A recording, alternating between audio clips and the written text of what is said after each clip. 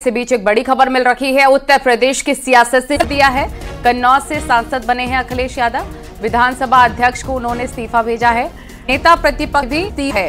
अलाउद्दीन हमारे सहयोगी phone line पर जुड़ गए हैं। अलाउद्दीन, ये खबर मिल रही है कि करहल सीट से अखिलेश ने इस्तीफा दे दिया है, क्या जानकारी? जी हाँ, बिल्कुल उन्होंने इस्तीफा दे दिया है। और जैसा कि न्यूज 18 लगातार खबर पर कल से बना था, जब करहल की जनता से उन्होंने कल सफे में मुलाकात की थी तो उस दौरान ही उनसे बातचीत के दौरान इस बात को कंफर्म किया था कि वो करहल की सीट छोड़ रहे हैं और नेता अपोजिशन का पद भी छोड़ेंगे और दिल्ली की राजनीति करेंगे। हालांकि ऑफिशियली कल अखिलेश यादव वहां से 1 बजे निकले थे इस्तीफा देने के मकसद से, लेकिन विधानसभा अध्यक्ष क्योंकि मौजूद नहीं थे कल, तो ऐसे में उनका इस्तीफा कल हो नहीं पाया था। आज सुबह से ही वो विधानसभा अध्यक्ष का इंतजार कर रहे थे, लेकिन वो अभी तक आए नहीं। वो शायद दिल्ली प्रवास पर हैं। तो ऐसे में सपा अध्यक्ष अखिलेश यादव ने अपना इस्तीफा जो है उनके कार्यालय को रिसीव करा दिया है।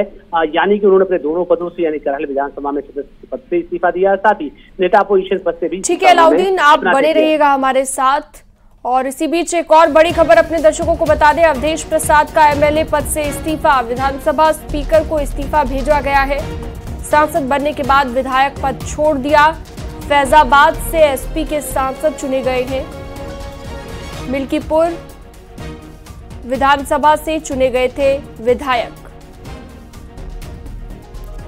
तो अब मिल्कीपुर सीट पर उपचुनाव होगा। अलाउद्दीन हमारे साथ जुड़े हुए हैं लगातार। अलाउद्दीन, अवधेश प्रसाद ने भी एमएलए पद से इस्तीफा दे दिया है। मिल्कीपुर में यानी कि फिर से चुनाव होगा, उपचुनाव होगा। जी हाँ, बिल्कुल। अवधेश प्रसाद जो इलेक्शन अभी जीते थे फैजाबाद लोकसभा क्षेत्र से, उन्होंने भी अपना इस्तीफा अखिलेश यादव जी के साथ ही वहां रिसीव कराया है। तो कुल मिलाकर के 4 जो विधायक थे समाजवादी पार्टी के, वो सांसद बने हैं। एक तो अखिलेश यादव खुद करहल मैनपुरी से, अवधेश प्रसाद फैजाबाद की मिल्कीपुर से, लालजी वर्मा अम्बेडकर नगर के कचहरी से थे, और जियाउर रहमान जो कि मुरादाबाद की कुंदरसी से विधानसभा के सदस्य थे। तो ऐसे में 2 इस्तीफे अब तक विधानसभा अध्यक्ष कार्यालय को मिल गए हैं। लालजी वर्मा से अभी न्यूज 18 की बातचीत हुई, उन्होंने कहा कि मैं भी अपना इस्तीफा कचहरी विधानसभा से सदस्यता के तौर पर भेज रहा हूँ और मैं संसद का सदस्य ही रहूंगा। तो एक इस्तीफा बनता है सपा का जियाउर रहमान अबर का, माना जा रहा है वो भी कल तक कुंदरसी विधानसभा से अपना इस्तीफा विधानसभा कार्यालय को भिजवा देंगे। बिल्कुल अलाउद्दीन, और हमने देखा है कि कैसे उत्तर प्रदेश में समाजवादी पार्टी मजबूत हुई है। ऐसे में एक्टिव मोड में समाजवादी पार्टी भी नजर आ रहा है कि आने वाले लिहाज से भी अब उपचुनाव भी होने हैं और आने वाले विधानसभा चुनावों के लिहाज से भी गूढ़ा गणित बिठाने की कोशिश अखिलेश यादव कर रखे हैं।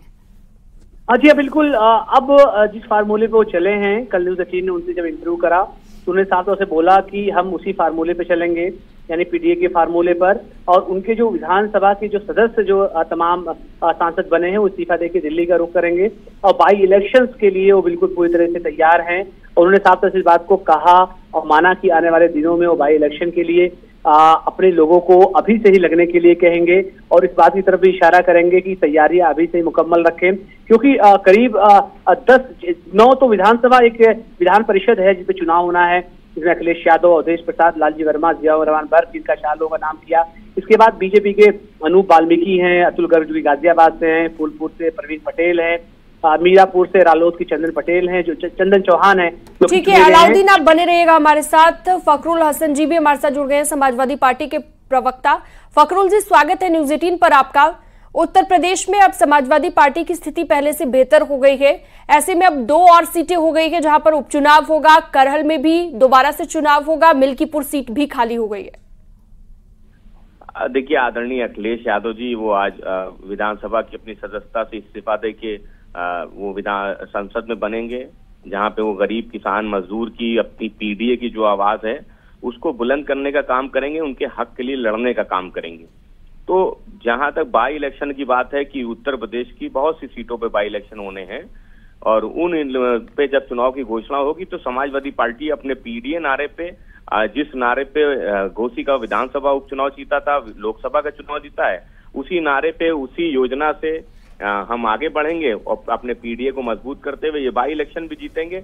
आदरणीय अखिलेश यादव जी ने इस्तीफा दिया है।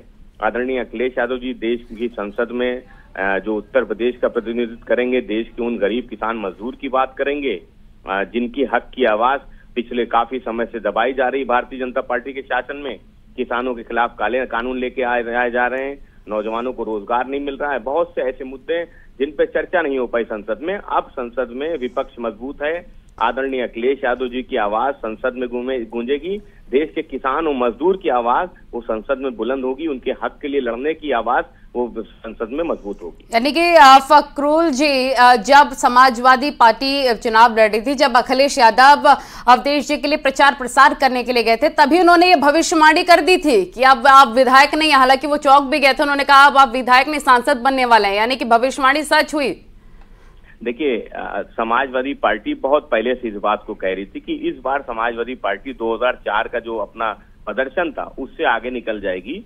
और वो तो उनके लिए आदरणीय अखिलेश यादव जी ने वहां जब गए वो फैजाबाद प्रचार करने, तो वहां पे जन समर्थन देखा, तो उस जन समर्थन को देख के आदरणीय अखिलेश यादव जी मजदूर है वो समाजवादी पार्टी के साथ खड़ा है। इसलिए यानी कि ये पहले ही तय हो गया था और पहले ही अपनी जीत को लेकर समाजवादी पार्टी आश्वस्त थी। फकरुल जी हमारे साथ जुड़े हुए हैं, आर.के. मिश्रा भी हमारे साथ जुड़ गए हैं, बीजेपी से प्रवक्ता। आर.के. मिश्रा जी, स्वागत है न्यूज 18 पर आपका। फकरुल हसन जी पूरी तरह से आश्वस्त हैं कि अब 2 सीटें जो और खाली हो जाएंगी, जहां पर फिर से उपचुनाव होगा, वहां पर भी समाजवादी पार्टी ही जीत हासिल करेगी, क्योंकि लोकसभा चुनाव में जिस तरह से उनकी स्थिति मजबूत हुई है, उसके बाद वो जीत को लेकर और ज्यादा आश्वस्त हो गए हैं। अब देखिए, आश्वस्त कैसे हैं मुझे तो यही समझ में नहीं आ रहा।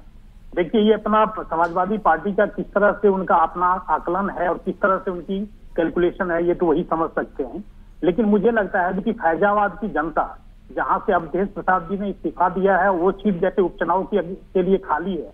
मुझे लगता है फैजाबाद की जनता इस बार जो चुनाव हुआ है लोकसभा का, उसमें भी कहीं ना कहीं अफसोस जाहिर कर रही है। और ये मैं देख रहा हूं, जो चाहे सोशल मीडिया के माध्यम से हो, चाहे ऐसे मीडिया के माध्यम से भी ऐसे रिएक्शन आ रहे हैं। तो निश्चित तौर पर मुझे लग रहा है जो उपचुनाव में जहां तक ये आश्वस्त है, इस आश्वस्त जो वो किस आधार पर कह रहे हैं मुझे नहीं समझ में, लेकिन मुझे लगता है चाहे वो फकरुल जी से जवाब ले लेते हैं। फकरुल जी, क्या फैजाबाद की जनता इस वक्त निराश है जो नतीजे आए हैं उससे?